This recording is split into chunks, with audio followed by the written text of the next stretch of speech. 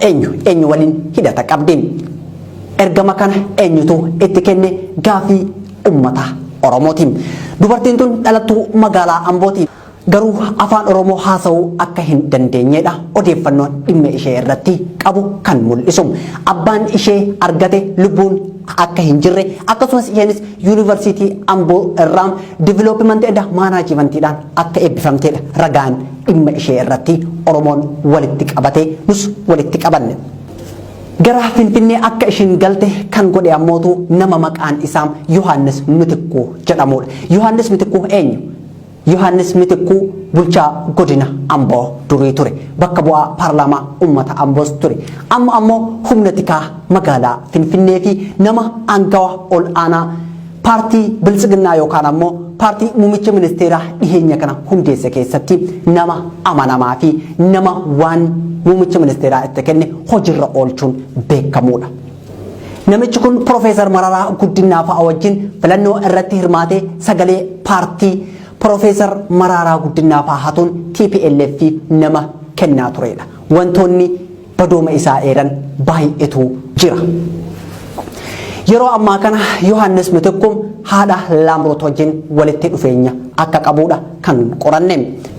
Namni kun ajjeefamuu aartisti Haacaaluu Hundeessaatiif nama haala mijeesse yoo ta'u yeroo bakka ajjeechaa poolisoonni Oromiyaa dhaqqabanitti Laamroot to'achuuf yeroo jedhanitti akka ishiin hin to'atamne kan godhe qaama poolisii magaalaa Finfinnee kan achi ture kan ajaja Yohaannis Mitikkuu irraa fudhateedha.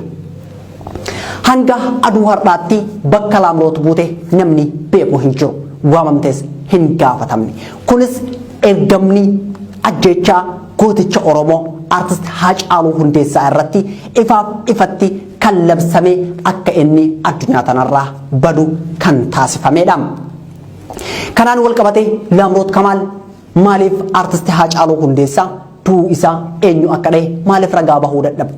Qaamni mootummaa qaamni nageenyaa kan battala sanitti achi ture dubartiin Laamroot Kamaal jedhamtu tun akka to'atamtuuf akka hin to'atamneef maaliif dhookke? Kun gaafii keenya hunda. Diraamaa mata dureen sansalata dabaa jedhamu kun reeffa Haacaaluu Hundeessaa halkan walakkaa qorannaaf gara hospitaala Paawulos geesse. Turtii sa'aatii 4 hospitaalicha keessa turetti rasaasa isa dhooyte reeffa isaa keessaa baasuun hin danda'amne.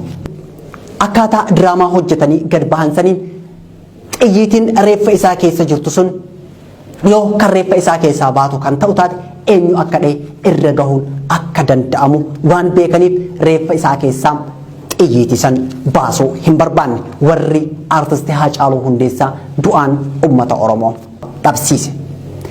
Ergamni itti aanu kan Yohaannis Mitikkuuti. Itti gaafatamaan humna tikaa magaalaa Finfinnee kun magaalaan Finfinnee dhimma kanaan wal qabatee akka hin to'atamneef atantamaan reeffa Haacaaluu Hundeessaa magaalaa Finfinnee keessaa baasuudha ture.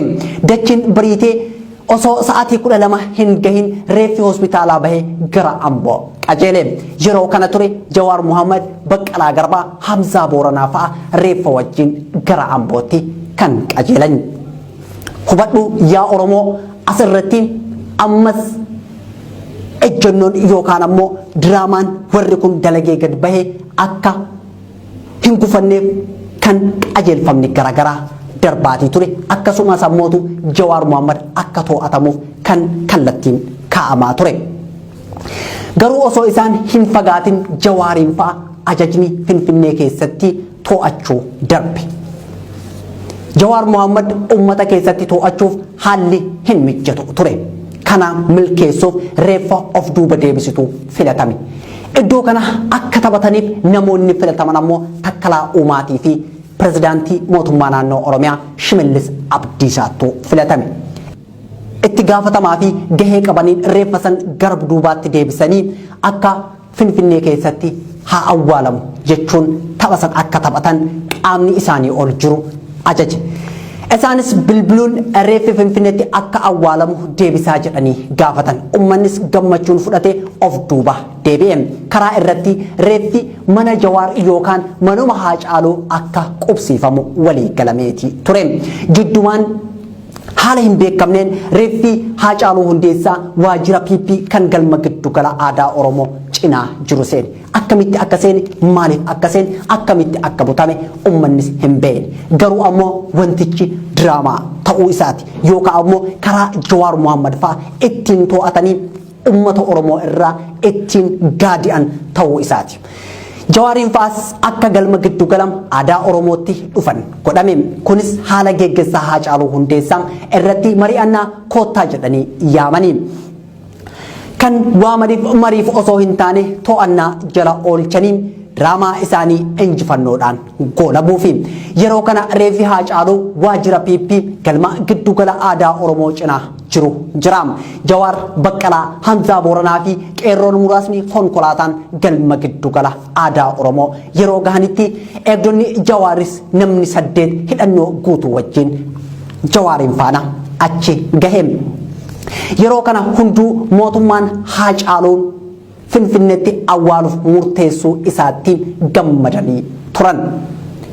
Yeroo kana Jawaariin fa'a gara iddoo giddu gala aadaa Oromoo karaa VIPtiin akka seenan itti himame. Ammas Jawaar fa'a sansalata isaan nyaachuuf diriirfame irra jiraachuu isaanii hin beekne ta'a yookaan ammoo beekanii wanti dhufe haa dhufu jedhanii kan itti seenan ta'a. Wanti beekamu hin jiru. Sirna geggeessaa gooticha sabaa aartistii Haacaaluu Hundeessaa irratti mari'achuuf akkuma ajajameen karaa VIPtiin gara dallawa galma giddu gala aadaa Oromoo seenanii. Akka Jawaar fa'a yaadanitti sirni geggeessaa gootichaatiif galma giddu gala aadaa Oromootti mari'atamuu hedaadha. Yeroo isaan balbala yookaan dallawa galmaa seenan poolisiin Oromiyaa akka Jawaar fa'a konkolaataa keessaa ba'an gaafate. Eegdonni Jawaar akka hiikkataniif poolisiin Jawaariin hiikkachiisi jedhanii akka itti himan odeeffannoon yookaan ammoo iccitiileen achirraa dhufan hedduun isaanii ni mul'isu. Jawaaris akkuma poolisoonni itti himaniin akka isaan hiikkatan eegdota isaa ajaje. Erga eegdonni Jawaar hiikkatanii booda poolisiin Oromiyaa namoota isa wajjin jiran Baqqalaa Garbaa maatii isaa dabalatee namoota 35 to'annaa jala oolfamuu itti hime. Garuu poolisiin Oromiyaa ajajatu itti kenname malee Jawaariin fa'a to'annaa jala oolchuu hin barbaadu ture. Kunis kan mul'isu Jawaariin fa'a sababa maaliitiif isaan to'annaa wanti isaan balleessan maali jedhanii wal mormaa turuu isaaniiti. Akkuma nama kamittuu sirna awwaalchaa gooticha ilma Hundeessaa Boonsaa irratti hirmaachuuf dhufe sababa kanaan poolisiin qaama gubbaa irraa isaan ajaje mormaatii turani. Yeroo poolisiin Oromiyaa Jawaariin hidhuun sirrii miti jettee qaama isaan ajaje falmuu eegaltu Kolonel Abiyyi Ahmad poolisii federaalaa ajajuun Lagahar bakka galmi giddu gala aadaa Oromootti argamutti qajeelche. Poolisiin ajaja Abiyyiitiin dhufe kun waan nama argisiistu irraa mul'ata. Jawaar Mohaammed lubbuun qabanii yoo dadhaban ammoo galaafatanii deebi'uudha. Wal mormiin poolisii diktaatara Abiyyi fi poolisii Oromiyaa jidduu tureen dhukaasni baname poolisiin Oromiyaa tokko lubbuun yoo darbu kaayyoon dhukaasaa poolisii federaalaa Jawaar Mohaammed wal jijjiiraa dhukaasaa keessatti galaafachuu ture. Yeroo kana Jawaar qarootummaa isaatiin fayyadamuun haalli deemaa jiru waan fokkisaa ta'eef Baqqalaa Garbaa wajjin jidduu seenuun dhukaasa dhaabsee ofii isaatiif dabarsee poolisii federaalaa kan Abiyyi ergeef of laate. Yeroo kana marsaan hawaasummaa fi uummanni Oromoo hundi Jawaar fa'a marfamuu dhagahem. Garuu yeroo san poolisiin federaalaa Jawaariin eegdota Jawaar Baqqalaa Garbaa fi maatii Baqqalaa Garbaa Hamzaa Booranaa fi namoota biroo to'atuun iddoo garaagaraatti hidhee ture. Wayita kana reeffi Haacaaluu Hundeessaa karaa duubaatiin dho'isaan bahee helikoophteraan fudhamee Gudar bakka faabrikaa xiyyiitiin itti oomishamu san biratti buusuun achi booda ammoo konkolaataan fudhamee Amboo geeffame. Karaa biraatiinis ta'uu danda'a reeffi Haacaaluu Hundeessaa walumaa galatti fuudhamee Amboo geeffame. Ergamni biraa kan itti aanu akka uummanni guutummaa biyya sanii keessatti odeeffannoo hin arganneef intarneeta ugguruu OMN cufuu ture. Kunis battala sanitti raawwate. Gaazexeessitoota mana hidhaatti guure. Wanti Wallaggatti ta'u, kan Arsitti ta'u, kan Baaleetti ta'u, kan Shawaa, Jimma, Walloo Kamisetti, Harargetti ta'u akka hin beekamneef gochi intarneetaa fi OMN cufuu kun raawwatame. Ammas diraamaan hin dhaabbanne.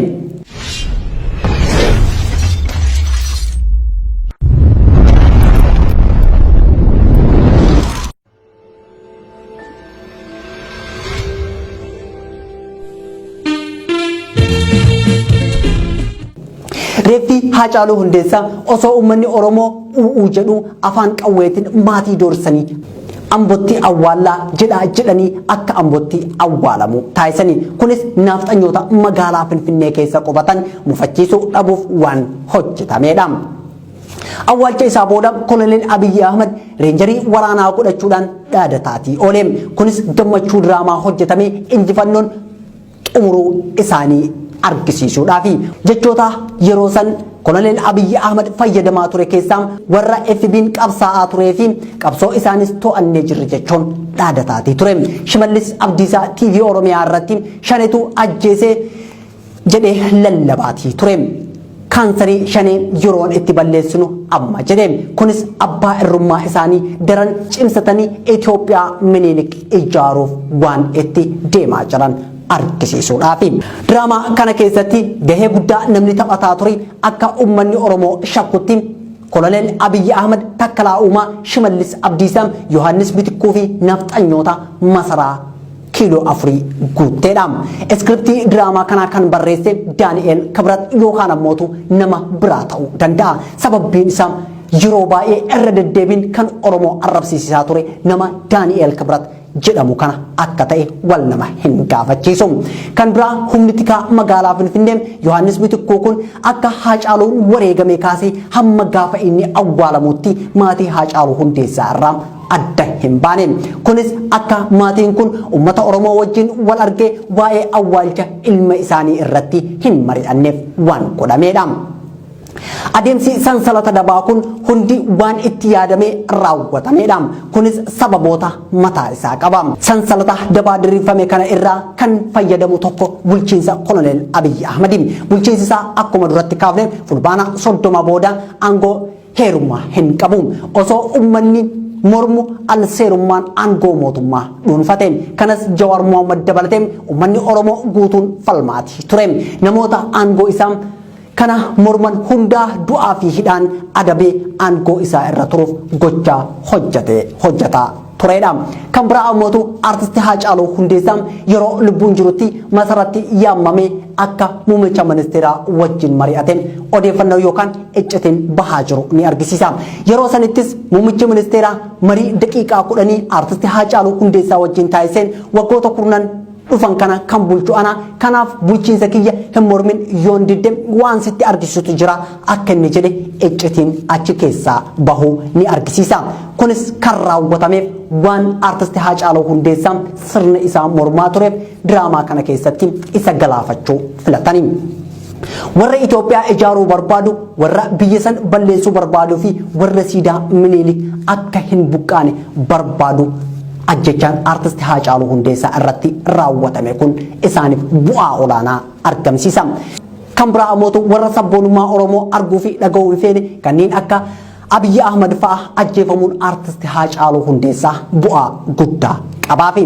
Warri kun ajjeefamuun Haacaaluu isaaniif hara galfiidha, boqonnaadha. Haacaaluun ajjeefamuun kaayyoo isaanii tan Minilik ijaaruu keessatti shora qabam.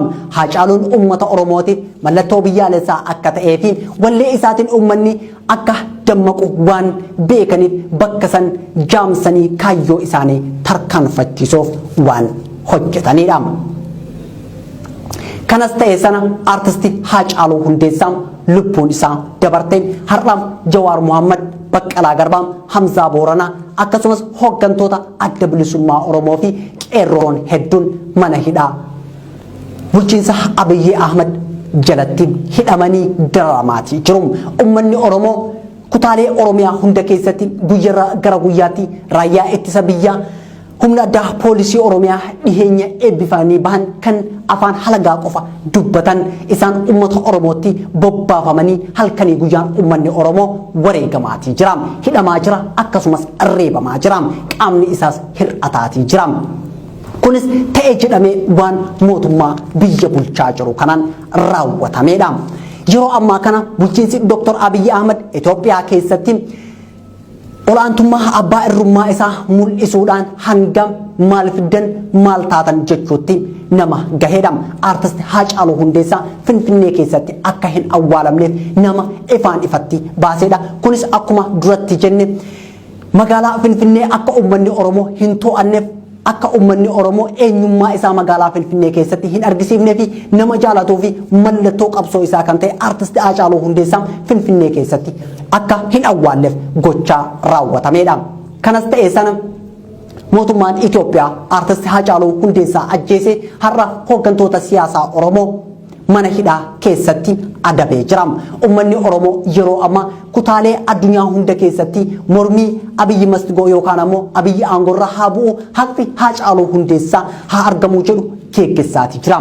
Garuu diraamaa ajjeefamuu artist Haacaaluu Hundeessaa irratti raawwatame kana mootummaanis ta'e qaamni biraa bal'inaan irraa dubbataa hin jiru. Keessaayyuu dubartiin Laamroot Kamaal jedhamtu tuni akkaataa itti artist Haacaaluu Hundeessaa ajjeefame nama itti dhiheenyaan beekamudha. Mootummaan Itoophiyaa yoo isin kan bilisa taatu taate yookaan diraamaa kana keessatti kan hin hirmaanne kan ta'u taate maaliif qorachuu dhabe? Maaliif dhiyeessuu dhabe? Maaliif ragaa baasisuu dhabe? Kun gaafii uummata Oromoo hundaati. Kanas ta'e sana artist Haacaaluu Hundeessaa wareegamee jira. Maatii fi uummata Oromoo hundaa jajjabinna hawwa. Artist Haacaaluu Hundeessaatiif ammoo boqonnaa bara baraa hawwa. Artist Haacaaluu Hundeessaa seenaan isaa bara baraan nu wajjin jiraata. Dhugaan isaa haa ba'u. Qophiin sansalata dabaa Dr. Abiyyi Ahmed yookaan ammoo Koloneel Abiyyi Ahmed bulchaan Itoophiyaa diriirsee artist Haacaaluu Hundeessaa ittiin galaafate kan hanga ammaatti daawwattan ture. An kan qopheesse Siraay Sabaaf ogeessi kaameraa fi editarri Abdii Jamaal Nafaana ture. Waan nu daawwattaniif galatoomaa ulfaadhaa horaa bulaa deebana.